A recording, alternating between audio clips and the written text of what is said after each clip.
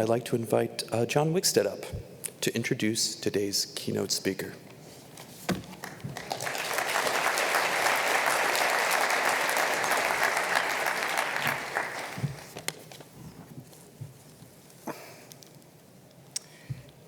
All right, first I'd just like to add my congratulations to the recipients of the 2018 Early Career Award, Laura Mikus et al., Carl Spooner, and Leanne Young, and also to the recipients of the 2018 Mid-Career Awards, Michael Kahana and Sharon Thompson-Schill.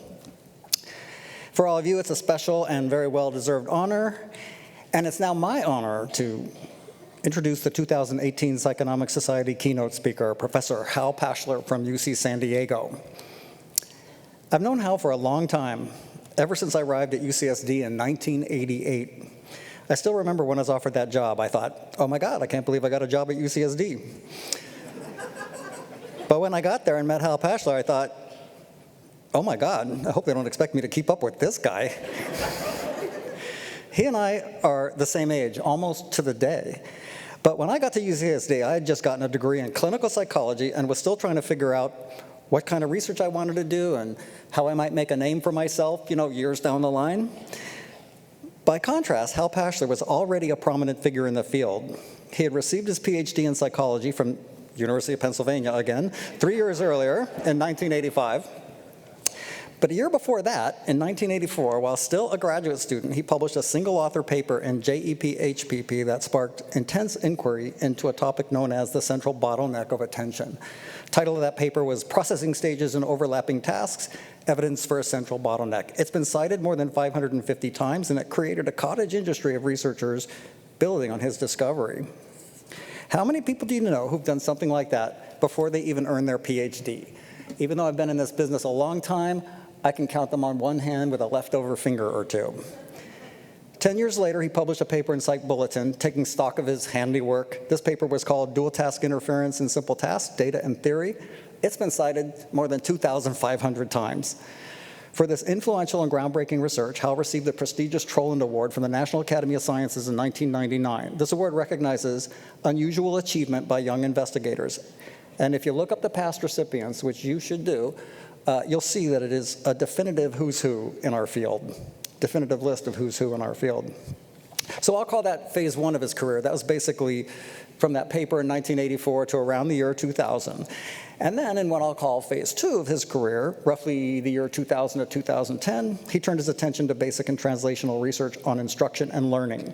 For example, he and his colleagues, Bob Bjork, Mark McDaniel, and Doug Rohr, provocatively challenged the notion of learning styles. They wrote a highly cited review paper basically arguing that the evidence for that just doesn't exist. Separately, he noticed that cognitive psychologists spend a lot of time testing models of list learning, but most of that research was of little use to educators. As an example, despite decades of work and hundreds, if not thousands, of research articles, very few studies had measured performance after retention intervals of more than just a few minutes, and teachers care about learning that lasts a lot longer than that. So along with people like Roddy Roediger and Kathleen McDermott and the aforementioned Bob Bjork and Mark McDaniel, he set out to change that, and change it he did. Unlike back then, we now have a thriving field specifically focused on applying cognitive research to education. It's everywhere, including here at the annual meeting of the Psychonomic Society. I don't know if you were at the poster session, but there was something like 25 posters on human learning and instruction, and there's more to come before the conference is over. And now, in what I'll call phase three of his career, which is about 2010 to the present time, roughly, Hal has turned his attention to the process of science itself. To be sure, there were some earlier indications that he might eventually wind up here. For example, back in the year 2000, he and Seth Roberts published a paper in Psychological Review criticizing the common scientific practice of validating models merely by fitting them to data. The title of their paper asked, how persuasive is a good fit? And if you read their paper, you'll find out the answer is not very persuasive at all. Their basic message was, instead of just fitting data by adjusting free parameters, let's see our model make some actual predictions that turn out to be true, and then we can talk. And then later in 2009, he published the famous voodoo correlation paper with Ed Vol, who's here tonight, Christine Harris, and Piotr Winkelmann. The basic concern was that many significant correlations between brain activity measured by fMRI and things like personality traits measured by paper and pencil tests were inflated, and sometimes massively so, by statistical selection artifacts. By the time it was published, they gave it the sweeter title, puzzlingly high correlations in fMRI studies of emotion, personality, and social cognition, but everybody calls it the voodoo paper. It's been cited almost 1,300 times already. So Hal's previous concerns about how science is conducted now crystallize, I would say, into his current laser beam focus on widely celebrated scientific false positives that are accepted as true and that make it into textbooks, the mass media, and even corporate America. There are now lots of sad and painful examples of that happening. How did that happen, and what should we do about it? Hal's thinking a lot about that these days, and as I hope I've made clear, throughout his entire career, beginning while he was still in graduate school, scientists have paid very close attention to whatever happens to be on Hal's mind. Tonight, we're fortunate to have him here to tell us what's on his mind about the state of psychological science and science in general. Please join me in welcoming my very good friend and close colleague, the one and only Hal Pashler.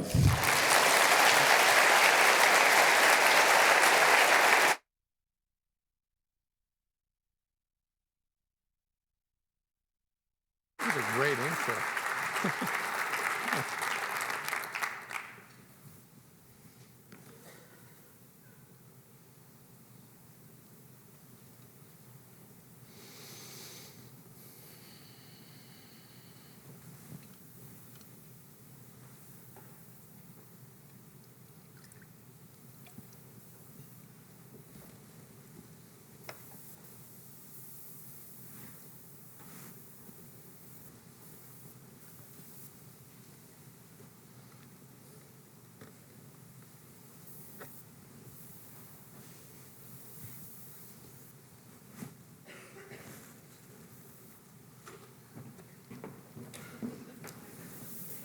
Oh, yeah, that button. Okay. Well, John, thank you for a wonderful and flattering introduction. And I'd like to thank the Psychonomics board, the governing board, rather, for inviting me and for prodding me to talk about replication. When I was first invited, I said, well, I'll either talk about bottlenecks or I'll talk about spacing. And they said, come on, why don't you talk about something a little more lively and on people's minds already, the replication crisis or problems that have arisen in psychology and other fields over the last some years. As most of you probably know, I probably think all of you know, there's a tremendous amount of energy and activity going on right now in efforts to figure out how we can improve our scientific practices, our statistical practices, and so forth, our data sharing norms and much else. I'm not at all going to try to summarize or cover all this. It's something that I think many people here are picking up new information all the time about it. But what I am going to do is sort of tell my own personal perspective on some aspects of what's been going on and some of the issues and lines of work and controversy that I've been involved with, and offer a few suggestions about how we might get through this period and end up in better shape than we are right now. Okay, so I'm going to start with a story that some of you may find somewhat humorous. Sometimes I find it humorous, but it's certainly a story with a dark side to it. And that is the story of how my colleagues and I stumbled into becoming aware of the potential to have extremely high profile but seemingly quite unreplicable lines of research that involve not one or two studies, but dozens and dozens of studies. And the way this all started was some of my colleagues and I were reading about some research in the area called social and behavioral priming. But to provide a context, let me start by saying something that I think probably everybody in the room is well familiar with, that in the cognitive tradition, there is a, going back at least as far as 1971, there's been an active research effort to look at how exposure to activation of concepts and meanings in the mind can bias and change people's perception. And the most famous example is the lexical decision priming that Dave Meyer and Roger Schwanevelt looked at, where seeing a word like doctor speeds up lexical decision for a semantically related word like nurse. And there are similar effects with brief display. So if you've seen doctor and you flash the word nurse, you can perceive it. It's actually it's not a D prime effect, it's actually a bias effect. And these effects are, as everybody here knows, are not in any way in doubt and have been easily replicated routinely across labs for a very long time. But starting in about 1995 or 1996, researchers in the field of social cognition began reporting a much more diverse and kind of fascinating array of findings and effects, whereby activating the theme of these is that activating concepts by presenting prime materials like words that people would interact with some way or another could produce changes in their goals, motivations, or choices of action. And one example that we'll come back to in a moment is that reading a bunch of words related to honesty was reported to make people more forthcoming in answering embarrassing questions. So the general theme is that it isn't just perceptual thresholds that are modified by activation. It's choices of it's goals, motivations, choices of behaviors, a much broader and more dramatic set of effects. And these effects soon achieved public awareness far beyond what semantic priming and lexical decision ever achieved. These effects were described in high-profile studies like this paper in Science. They were featured in popular psychology books like the famous book Blink.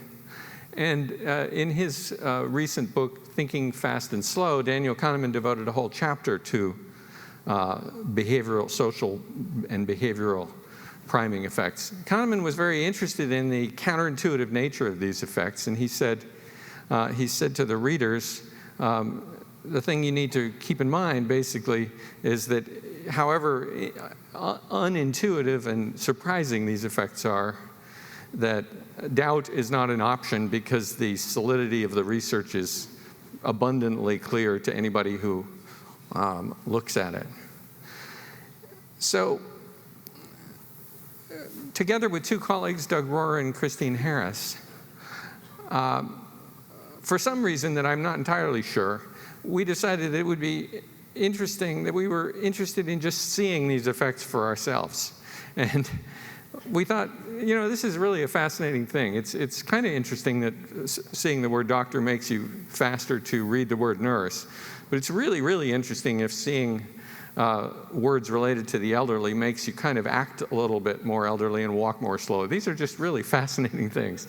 But there was admittedly really no more than an undercurrent of a little bit of skepticism, just a feeling like it would be really nice to just see this with our own eyes. So we had to start somewhere. We started with an effect that's called achievement goal priming, published in the 2001 paper by Barg and colleagues. And in this study, in the priming phase of the study, about 80 people were randomized to either search a display involving words related to achievement, like strive, attain, win, compete, or neutral words like building, staple, green, and lamp. Then in a final test phase, they were given neutral words, and they had to solve a puzzle. I won't describe it, but it was embedded in a search task embedded in a puzzle. So the question was, how well do they do on this search task as a function of whether they were randomized to be exposed to words related to achievement motivation versus neutral words? And the answer is shown here on the left from the original study. They found, about a 10% rise or a little more in the number of words that were detected.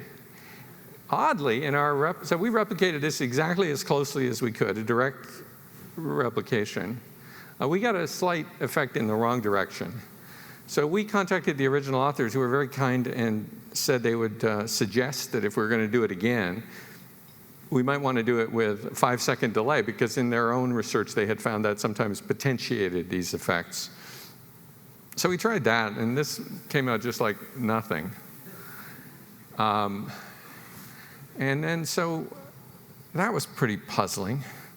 But then kind of an interesting thing happened. Unbeknownst, we learned from, I think I was talking to David Shanks personally for some reason.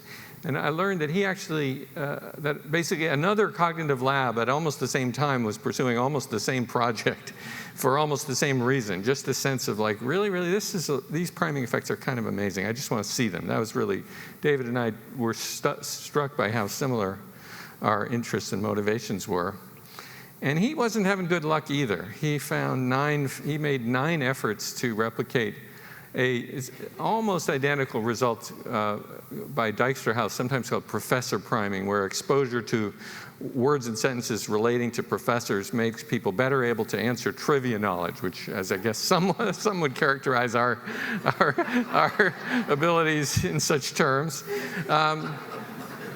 So David and his colleagues made nine attempts to do this, just didn't get anywhere with it, and they published it here in this paper, Priming Intelligent Behavior and Elusive Phenomenon.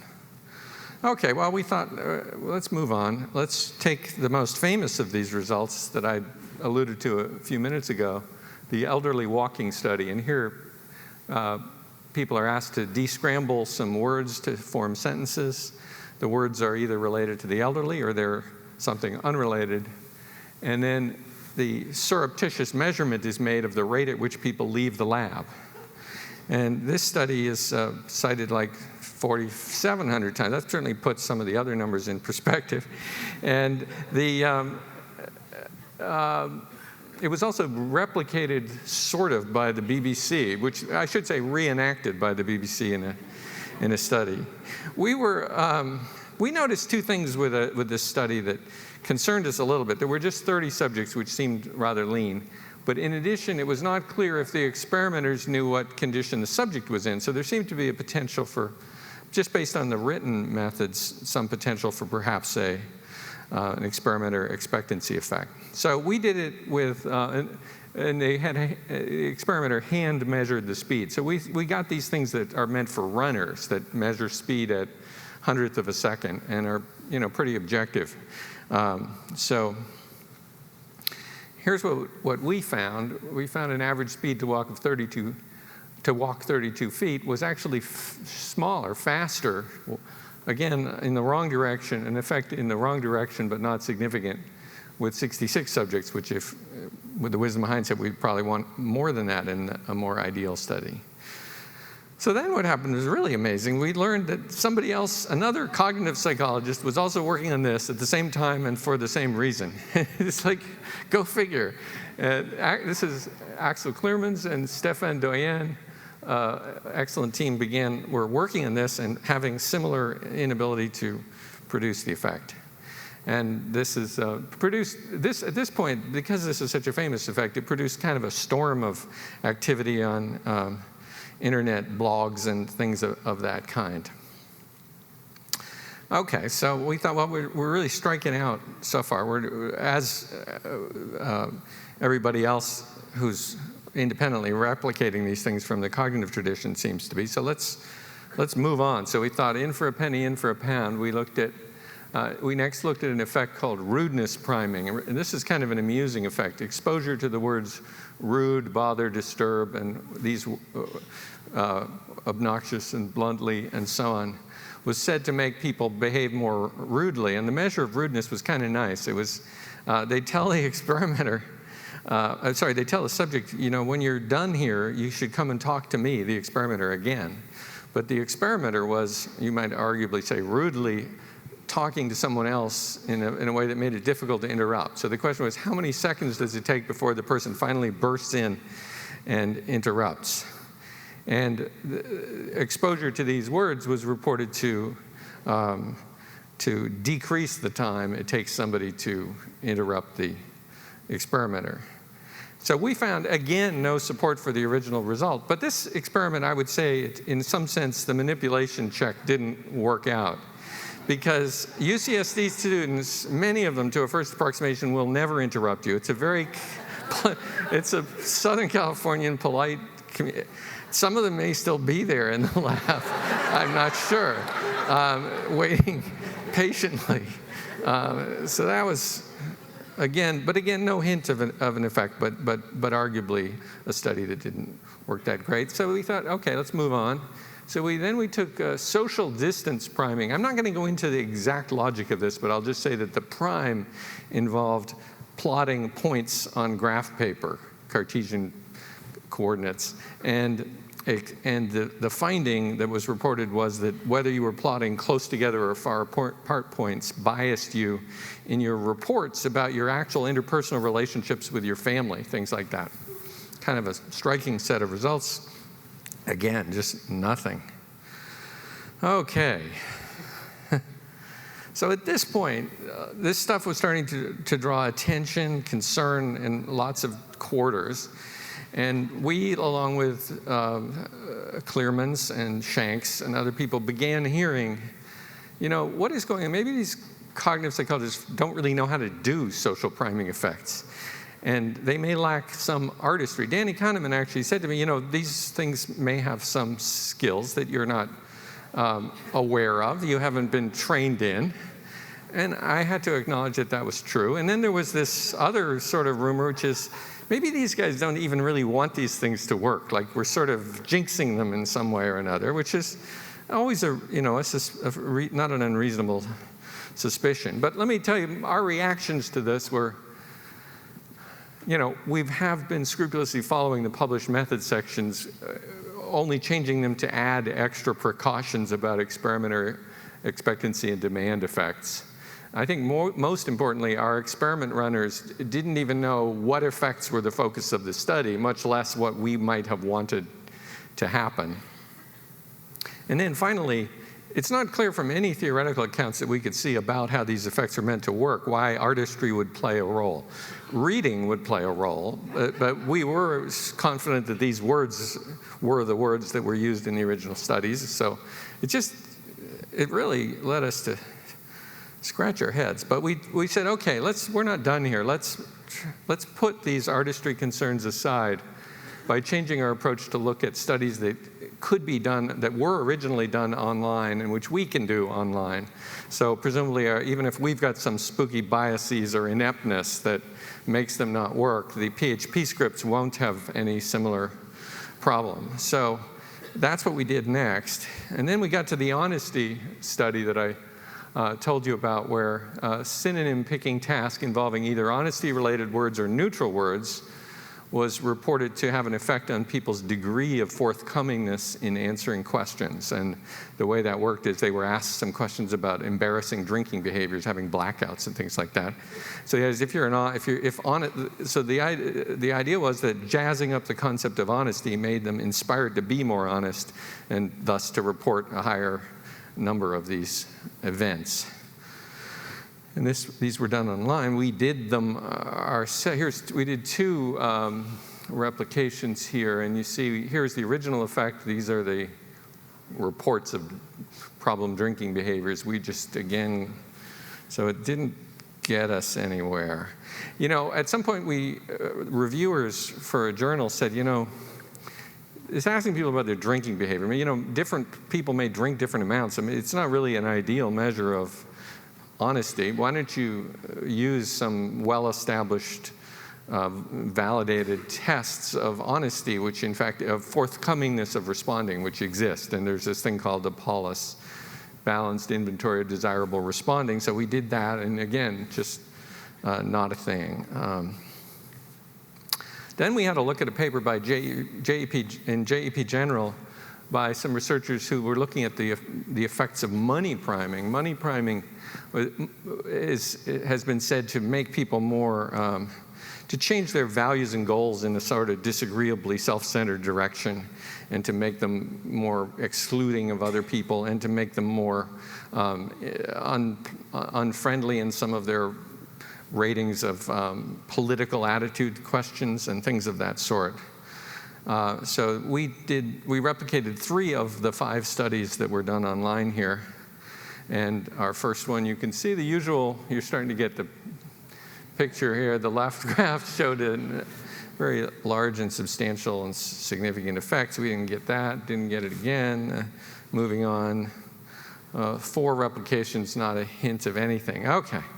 Well, at a certain point, we were ready to call it a day in collecting these kinds of priming data. But let me show you what it all added up to. This is a synthetic mean forest plot from all of our social priming findings, and the mean is actually, the mean Cohen's d measure of normalized difference is about 0. Well, it's not about, it's 0.0. You know, I always used to wonder, like, is the null hypothesis ever true? And I don't know, I offer this as perhaps those who glibly assume, of course, it's never anything like true. Well, you know, and if you put in Shanks and Doyen's results, you're still at, well, you're adding another 0.0, so you're getting kind of nothing. So at that, our activity, the activity of all these other groups was starting to produce a new interest in replication across the field was spreading also out of the p-hacking paper and many other developments. So finally, there's some large-scale efforts to do replications that involved collaborations, and some of these shed some light on the priming studies. Some of you have probably heard of the now deservedly famous Many Labs project done by Klein and colleagues, published in 2014, that took data from 36 different labs and looked at a lot of things. Some of these classic JDM effects replicated really nicely, some of them even bigger than the original. But here are the two social priming studies down here, so you're getting used to this forest plot with the tick marks right near 0. So no detectable and no sign of heterogeneity across labs. The interest of the replicability movement and community in the priming effect has not waned, I'm happy to say. In 2018, a 40-lab study took another look at professor priming, and the results can be summarized as we observed no overall difference in trivia test performance between people primed with professor and those primed with the control, which was hooligan, and no moderation by gender, and no evidence of heterogeneity across labs. Another thing happened last year. Eugene Caruso, whose paper I told you about, the JEP General paper with the attitude effects of money priming, revisited his results, did 3 much larger pre-registered studies. The original studies weren't small, but the follow-ups were really nicely powered with a slightly different team, and this time found no reliable effects on any of the DVs, no reliable evidence for moderators suggested by prior studies, and some nice manipulation checks that showed activation. Okay, so where does this take us? Well, returning to Kahneman's thought, I think we're actually at the point where concerning behavioral social priming, disbelief looks like it really might be an option after all. Really kind of a good option, I would say. But just to emphasize, because I know some people, perhaps some people in this room, are very sensitive to the idea of priming becoming a label for junk science or something like that. There's a great deal of priming in the cognitive literature whose reality is in no way put into question by this. So we're talking about behavioral social priming here. We're not talking about the important and real effects of social priming, of semantic and memory retrieval priming, all kinds of other effects. Okay, so to me, this whole thing was really amazing. I mean, I had over the years replicated probably 4 or 5, 6 cognitive results, and I never had any trouble getting graphs that looked just like what the original was. So this was just really pretty freaky to me, and it sort of makes you wonder, well, you know, how many of these train wrecks are there? And what does it mean? And I think the answer, I'm going to talk more about what may be causing it. There's some things that are a little bit maybe subtle and interesting, but obviously we don't know how many of these things there are. I talked to Etienne Lebel. Etienne Lebel is a young psychologist who runs curatescience.org, a terrific website that's emerging to help people collate all of the different evidence on the credibility of different findings in the literature. And I asked him for sort of what are some other examples of train wrecks, not just a failure to replicate, but sizable literatures that would have appeared to represent ample documentation of something which just fall apart on on further analysis. And he offered, and he and I put together a list of some of the ones that seem like they're perhaps in this category. But each one of them deserves independent investigation. And if you're interested in that, you couldn't do better than to go to curatescience.org. So that is really the question that had preyed on me since this happened. As I said, I never expected anything like this. How can any branch of experimental psychology produce a large literature with dozens of results that are apparently not replicable? So out of the replication movement and all of the interesting research and analysis and simulation that's going on, you can sort of see pretty clearly that one big part must be publication bias. This is what John Ioannidis has been talking about for many years, looking at the whole biomedical literature. There's not really much doubt about that. There's also some unknown factor that must be due to what we now refer to as p-hacking, coming out of Simmons, Nelson, and Simonson's terrific paper in 2011. But we don't really know which of these and how much of these is involved. And moreover, we have no direct evidence. So the only idea we really have about these things comes from something sort of like rumor. And being involved in this kind of strange blowout, I learn about interesting rumors, like a recent PhD in social psychology at a major European university sent me this letter. And I asked if I could just redact his name and use it, and he welcomed that. So this is a guy who left the field of social psychology after to retread in a technical field. And he said, my PhD was about goal priming. During my PhD, I had trouble replicating goal priming. I did quite a few experiments. Most of them had null results. During my PhD, I spoke with quite a few social psychologists, both professors and students. What I found out is there is a very disturbing vibe. Namely, people know that some studies don't replicate or replicate by a handful of people. Still, they do nothing about it other than to warn people away of it. I have to admit that after the priming crisis broke, I expected prominent social psychologists to react and start a massive wave of replications, which I did too, by the way. And surprisingly, at least to me, nothing like that happened. More strangely, no other social priming researcher, other than a couple of people whose names have already come up, replied to replication issues, as far as I know. So that's kind of interesting. As I say, you hear a lot of things like that, but you don't get any firm idea of what really underlies this. But I think that my colleagues and I have come to think that what's really key that goes a little beyond publication bias and goes a little bit beyond p-hacking is a sort of insidious consequence of the culture of doing conceptual and never direct replications. And this is a practice that has its active defenders. So this was a science piece, a Science News article in which Norbert Schwartz was quoted as saying, characterized as saying, direct replications may be rare, but Schwartz points out that conceptual replications in which researchers tweak a study and materials or procedure to test a hypothesis in a different way make up the bulk of psychology and are highly valued. So basically, when we would talk to people in social psychology about this work, they'd say, well, we don't do direct replications. What we do is something better.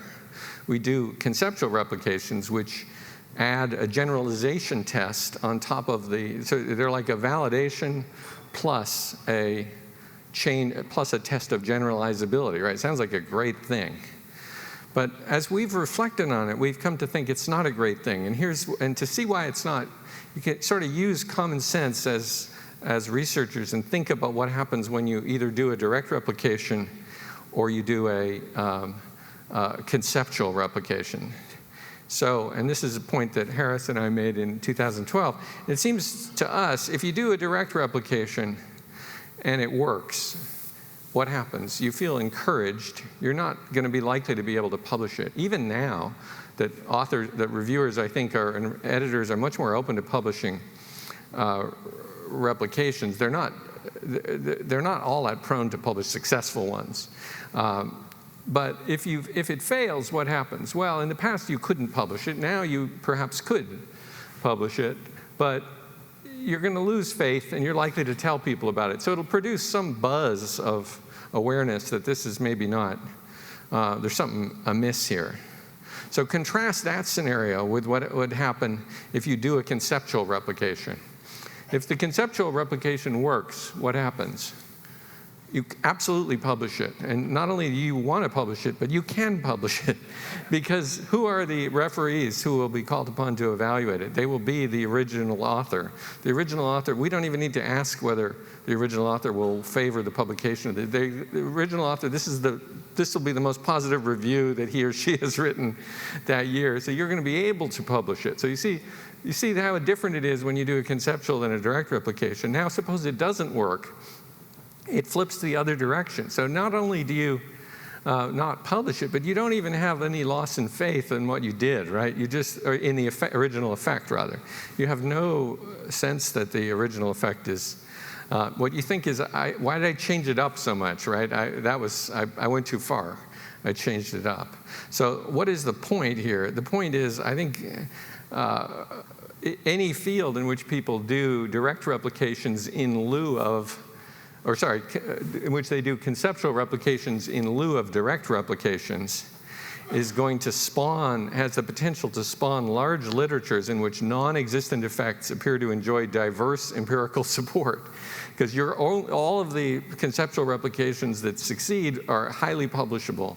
All of the ones that fail don't even cause a minor buzz of discontent among the and so the file drawer is rendered invisible, not only invisible to outsiders, it doesn't even shake the faith of the people doing the work. So I think our point is it's quite, I think, an insidious practice. And I think to me, it seems like a very plausible reason to answer to the question, so how exactly is it possible to have dozens and dozens of published results that appear to support a common idea in diverse ways? And if you try any of them, none of them will work. That's, I think, the answer to how that's possible. This is related to an interesting conjecture from Yuri Simonson, made in a blog piece about less than a year ago. He said, if we could get rid of p-hacking, we wouldn't need to worry about publication bias. And his reasoning is that nobody has a file drawer big enough, basically, which is a metaphor for saying nobody can afford to go on running 20 studies for every one they publish. And so if people had no questionable research practice, if they never did any form of p-hacking, you wouldn't really need to worry that much about publication bias.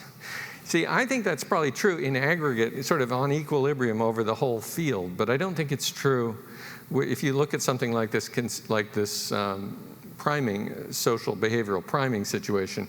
I think there were lots of people like the guy who wrote me who abandoned his PhD after he couldn't get anything to work.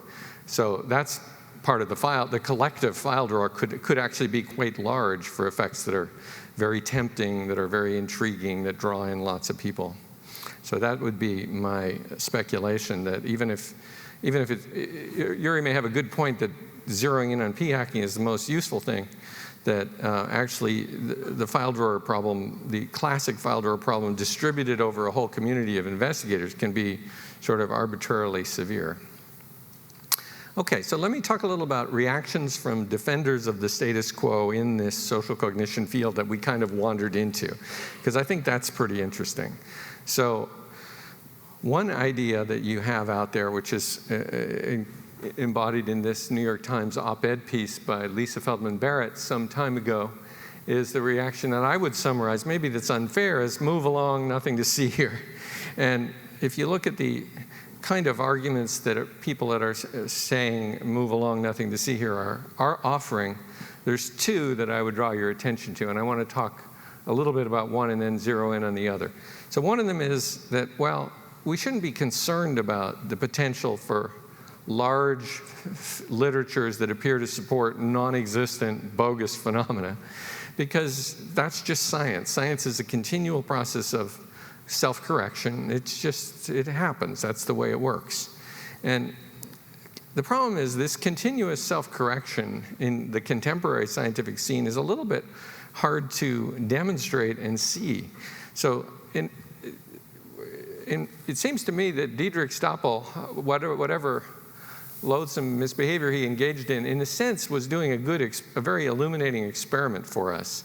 He generated 55 completely fraudulent made-up data sets, and then we could witness the pace at which self-correction took place. There were 0 studies not replicating Stoppel published in that entire period. It was over several decades. So that isn't really an encouraging model of self-correction. We also have citation results showing that even when studies prove unreplicable, they continue to get cited at high rates, usually far higher than the debunking studies, which is really pretty sobering. Ruben Arslan just presented did an analysis even within the reproducibility project psychology, the famous Nosek and colleagues study of 100 psychology experiments that were replicated, and found basically the ones that do replicate and the ones that don't, after that came out, there's no difference in the citation rate. So there's no evidence that even the correction that was being offered in the reproducibility project for psychology was having any impact on the citation behavior.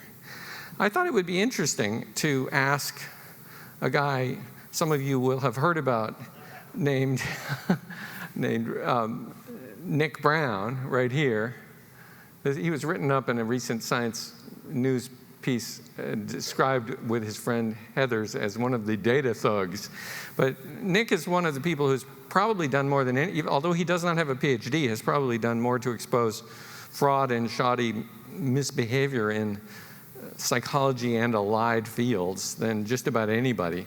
And I asked him what was his view of the pace and efficacy of scientific self-correction in the modern world as he had experienced it. And he said the following a couple of days ago. He said, when I think about whether we have reliable self-correction going on, what I have noticed over and over is the almost systematic refusal of journal editors to do anything meaningful when problems are pointed out. So although it's possible that this is all happening at such a slow glacial pace that we don't see it, it seems to me there's a lot of reason to believe that self-correction mechanisms are pretty seriously broken. And there's probably some signs of improvement. Dave Huber and colleagues looked at the incidence of the word replication or replicate in the title of neurosciences and psychology papers. Neuroscience is pretty flat. Psychology seems to be rising. Hopefully no one will want to fit a quadratic to this, because that would be a little bit concerning. But so I'm not saying there's no improvement going on, but I think for anybody to say accumulating large literatures of bogus observations and claims at the empirical level, we're not talking about theory that needs refinement, we're talking about imaginary effects. To say that that's a natural process that will get fixed by self-correction, I think is not too plausible. And then the second kind of argument we get is that many effects have moderators and that non-replications are just a sign of that. The replicators must have changed some variable that matters, so you shouldn't be upset about the non-replication. So Feldman Barrett, for example, said if studies were well designed and executed, it's more likely that the phenomenon from study A is true only under certain conditions. And similar comments by Strobe and Strack. And I think that many people have told me that in the social psychology community, as the scope of the non-replication problem has grown, this has become perhaps the most popular account of what's going on here. So does it make sense? Well, there's a little-known early literature that suggests that large interaction effects are actually quite rare. This is in sort of applied and personality psychology, but the data didn't seem terribly. The data are kind of limited, but they're strongly suggested that if you take the proposition that human behavioral research data is just a landscape composed of so many crossover interactions that you shouldn't expect anything to stay the same when you change up the environment. Well, the results don't really look like that, but the results are not, I think, very compelling either way. Ryan Sherman and I have been looking at this question using a little bit of big data, the biggest data we can get our hands on. What we've been doing is taking the largest behavioral science data sets of any kind that have lots of interventions and lots of dependent variables, And what we're doing is, for every data set, we're looking at every combination of variables, independent and dependent variables, and asking how much does adding an interaction term to a model increment the variance that's captured over the model that just includes the main effects for A and B, okay? So we take, for every A, B, if we take all the data, all of the combinations of all the variables in all the data sets.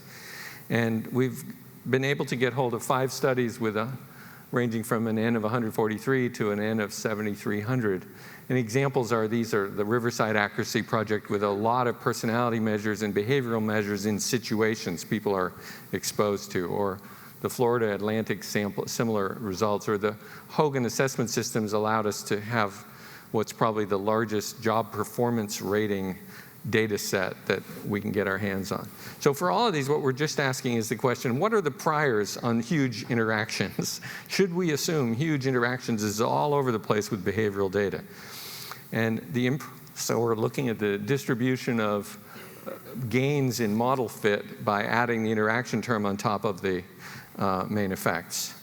So it turns out in all of everything we've looked at, the average gain in R squared is barely better than in a simulation where the ground truth is that there are main effects, but there's no interaction. Because the model is always going to do better when you give it more flexibility. It's going to capitalize on chance. But there's scarcely any improvement in R squared that goes, scarcely any more, just a little bit. A little bit of significant, just a little more than 5% significant, just as if these effects are extremely small and extremely rare. And it's not because we don't have power to pick them up. When we do simulations of various kinds that put them in, we catch them. So we also did the same thing with sex as a predictor. Every data set we have has sex as a demographic variable. So we look at sex effects themselves, and they're often quite large. So in the kinds of data that we're looking at, they're not trivial in any way. But sex by other IV interactions are hardly detectable, just rare. So our conclusion is that powerful moderation, obviously it can occur. People do experiments with interactions all the time. Everybody in cognitive has probably done them. But powerful moderation is not the norm that should be, it should be posited as a last resort, not a first resort. And it's not, and so when you think about the constant finding now in social psychology that effect is observed in an original study, and now it's gone when somebody does a better powered, is it a priori likely that there's some variable that was changed up which is producing that kind of interaction? Well, we would argue the priors seem extremely low for that. There's another point one would make is if failures to replicate did commonly reflect moderation, you kind of got to wonder, how did the original investigators ever find the points in the multidimensional space that produce the effect? If you have 5 variables and you have 2 to the 5, think of them as binary, you got 2 to the 5. How do you search a 2 to the 5 space by doing extremely underpowered studies? You can't possibly get there from here. So you'd have to say, well, the investigators just sort of intuitively knew it. I don't think it makes a lot of sense. There's also the question, if these effects that are published in the literature and in textbooks actually only hold under a very exotic set of circumstances, well, do we care about them anyway? I mean, did they belong in the textbook anyway? But that's another more complex question. Okay, so what am I saying? So I want to wrap up talking about the problems in the areas that we sort of waded into and switch to talking about the relevance to the psychonomics field. But let me just say, in summary, what I'm saying is attempts to minimize the irreproducibility problems in the more afflicted areas of behavioral science, to me, do not make a lot of sense. And unfortunately, I think, as we've increasingly are seeing, this set probably includes most of the psychological findings that have generated great public interest and drawn the attention of the public. So I don't think we should minimize in any way the seriousness of this for our whole field of psychology as a research scientific field. But what about psychonomic psychology? So cognition, perception, psycholinguistics, these fields that are represented here in this room, do these have problems anything like what we're talking about? Well, there's a lot of very encouraging things. So there was a lovely paper by Crump, McDonald, and Garekis that looked at the replicability on an Amazon Mechanical Turk of a whole host of different classic effects, and basically got them, to a first approximation, got them all handily and easily. A nice kind of follow-up to that by Rolf Swan showed that these even work with repeatedly tested subjects. And hopefully he told me he's going to check now soon to see if they work with people who are told they don't work. I think they will even work with people who are told they don't work, so that the robustness will be further established. However, step back from this and take the point of view of a skeptic. Well, most of the typical papers in cognition and perception are not reporting golden oldies like the Stroop effect, right? They're reporting more often interactions for which power is more limited. They're reporting more subtle kinds of points. If you look at as an outsider would certainly do, at the Reproducibility Project for Psychology, you would find that the replication rates look better for cognitive psychology, but they don't look great. Here's for fields of cognitive and social psychology, here's the percent of significance. It's about 50 and 25, so 50, that's not great. 91% are in the right direction versus 75%, you would be 50 by chance. Again, it looks like a sizable fraction of the cognitive psychology experiments in JEP, LMC, and psych science really don't look like they replicated. So before we pat ourselves on the back too much because we can get the Stroop effect every time, we ought to really think, well, but these are the papers that are being published in our field, so not so great. However, we do have a big ace in all, which is the use of within-subject designs. I think everybody has known that, but if you haven't looked at it, you might take a peek at two wonderful papers that came out within the last year or two that do nice simulations to look at the power of within and between subject design. So this is a paper by Router and Half that look at sort of how much extra power do you get when you raise the number of subjects versus you raise the number of trials per subject. And the answer is the power is almost, it's a little better if you use vastly more subjects, but it's really good when you use a smaller number of subjects and lots of trials per subject. For most purposes, it's highly encouraging, and of course, that's way cheaper. So that's probably, if we're in much better shape than some other areas of the field, this is why. It's because it's a lot cheaper for us to get a lot of power. I also want to draw your attention to another lovely paper by Philip Smith and David Little, Daniel Little, that look at the effects of using within-subject designs with large numbers of trials, and really make an argument for what Skinner was always saying, which is we could do statistics at the individual subject level in cognitive field. It will work better in a lot of ways and will be quite illuminating. So, okay, another question an outsider would want is, what about the frequency of questionable research practices in different fields? And this now classic study by Leslie John and her colleagues looked at self-reported admissions of engaging in things like not telling people about the dependent variables that didn't work in your study, which is, pretty toxic for robust inference. And cognitive really didn't look that good there. It's like, I guess, the second highest number on the table. So that's not so great. Here, let me skip this because time is a little short. So where are we? So what I've said, I've offered you a bunch of reasons to think psychonomic psychology is probably in much better shape than many areas of psychology, that we very well likely don't have the kind of massive imaginary phantom literatures that describe effects that don't even exist. I don't think it's that likely we do have that much of that. But the case is not strong enough to persuade outsiders. It may persuade everybody in this room that we're not in the same shape as areas X, Y, and Z. I don't think you should expect that anybody else is going to be persuaded. Twice over the last 7 or 8 years, I've talked to news reporters for Nature and Science about this stuff, and in each case I told them, by the way, there's fields like perception and cognition just don't have these problems. And in both cases, they laughed. They laughed because they didn't believe me. They thought, this guy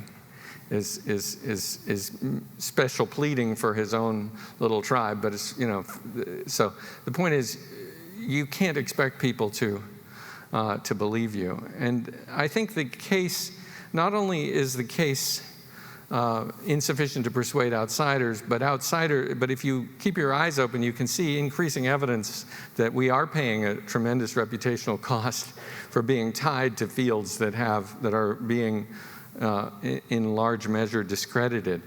And that is seen, if nowhere else, in the internet commenters on psychology news studies. So if you look at news site reports of research findings in psychology, just read the comments, and they really have a different flavor than they did 10 years ago. I'm not saying there was always respectful, but you see a lot of things like psychology is not a science. I repeat, not a science. It's similar to beliefs like religion, or surprise, surprise, psychologists are quacks that produce garbage they claim is science. The point is, the effect of constant coverage of discrediting of our results is just, it's going to be very harmful to our effect. So you might say, okay, well, what are you going to do about that?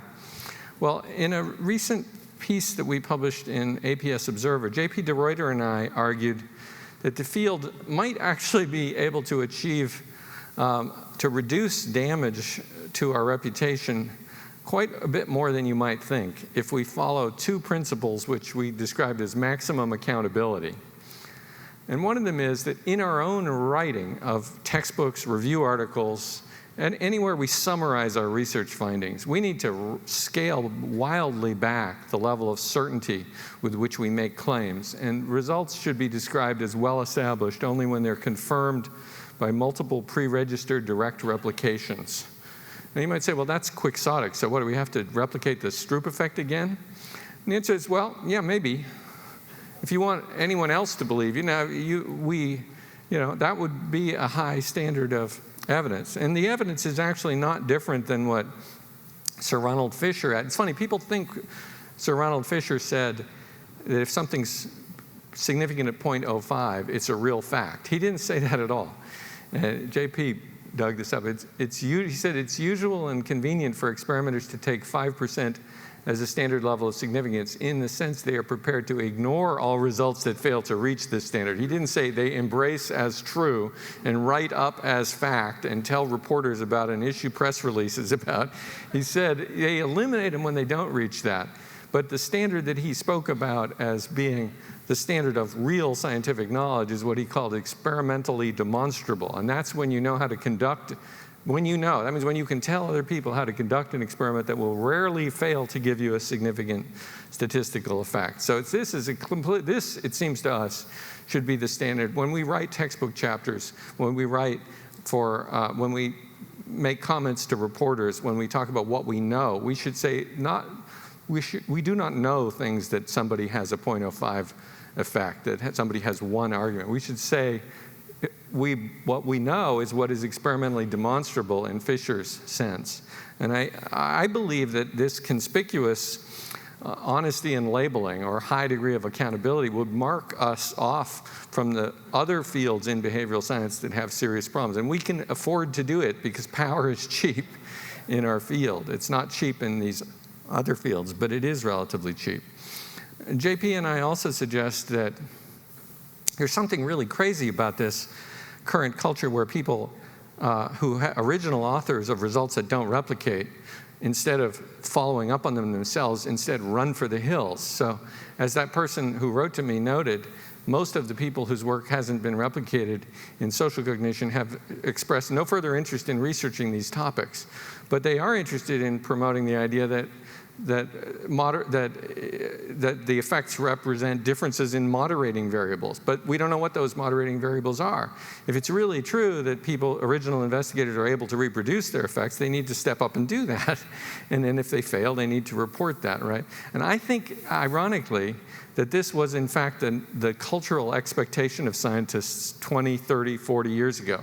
I think it's only not right now because there's so many. It's diffusion of responsibility. A social psychology effect you can believe in is actually, you see what I'm saying? That because there's now, if just one person's effect didn't replicate, which happened in our field in the 70s, 80s, 90s, they darn well got back to it and worked on it again. And in some cases, we're able to find moderators. In other cases, publish retractions, right? That doesn't happen anymore. That's not happening as psychology, as the pile of discredited findings grows. People are running for the hills. They say, well, my interests have changed. And again, I think it's diffusion of responsibility. It's not conspicuous in the way that it would have been 10 or 20 or 30 years ago. Okay, let me end now with a summary and mention a few suggestions that I have offered here. So my colleagues and I have argued that publication bias and the practice of accepting conceptual replications in lieu of direct replications interacts insidiously, the two interact insidiously to make it easy to end up with bogus literatures that appear to vouch for what are evidently completely imaginary phenomena. And editors and reviewers, therefore, should insist upon direct replication. Conceptual replications are not a substitute for direct replications. Editors should stop treating, pertinent to Nick Brown's comment, editors should stop treating original authors as neutral experts on follow-ups that challenge a paper's data or method. They need to be understood as having a strong conflict of interest that will cause them to typically wish to rebuff any empirical challenges. And people like me who say, and I think many people in the room, who say things are really not all that bad in cognition and perception, may very well be right, but I'm just suggesting that outsiders are not, we don't really have a very strong case. You look at the RPP, you look at the questionable research practices, there's just a lot of things that suggest we're not necessarily going to persuade everyone else of that, even if it's true in many parts of our field. And then finally, if our field wishes to avoid a continued free fall of its reputation, our best shot is to embrace the replication movement rather than telling people to move on and that there's nothing there, and adopt what we call extreme accountability measures, which basically means underselling our results rather than overselling the certainty of our knowledge. Okay, thank you very much.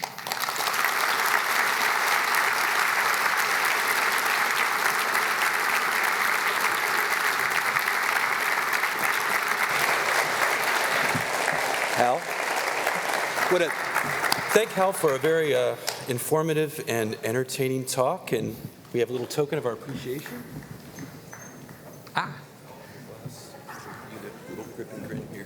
Great. Oh yeah, here we go. Yeah. Good.